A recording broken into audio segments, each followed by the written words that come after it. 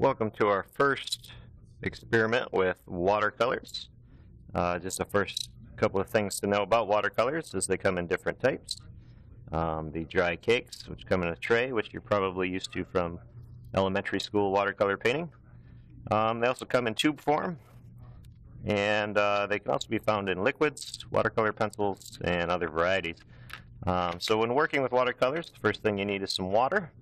You want a brush that has soft bristles so that the bristles absorb the pigment from the paint. If we're working with watercolors from the tray, we'll want to first start with a wet brush. The water applied to the paint cakes is going to break up the pigment and allow that pigment to soak into the bristles of your brush.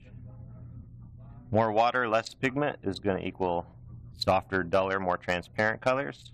More pigment, less water is going to give you more intense color when applied to the paper.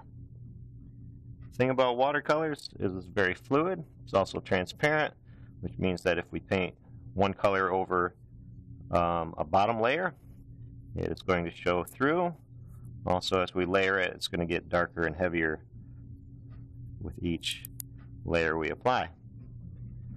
So the first technique is wet on dry. That means the paper is dry but the pigment is wet, which is going to allow the pigment to soak pretty rapidly into the paper. The main thing is that we're just having fun and seeing how the watercolor works, letting it flow around the page, letting the colors blend together, overlap, just to see what happens. Remember, there's no right or wrong. We're just having fun and laying down a base of color. Another technique is called wet on wet. With wet on wet, we're first going to soak or dampen the paper so that the paper itself is wet. You can do this with a brush or a sponge, spray bottle, however you feel fit. Once that paper is wet, we can then take pigment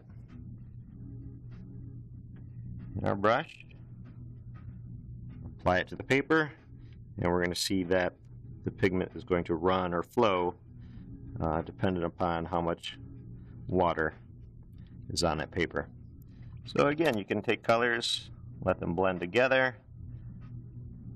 Of course, analogous or similar colors are going to blend better. Sometimes if you apply the wrong colors and let them blend, you're going to get an ugly mess. So just kind of playing around and seeing what colors you like, which ones work, and which ones don't. As the class goes on, I'll show you other techniques such as adding salt, saran wrap, dabbing, different brush techniques, and just ways to experiment and have fun with watercolor. So grab some paint, a brush, some water, and have some fun.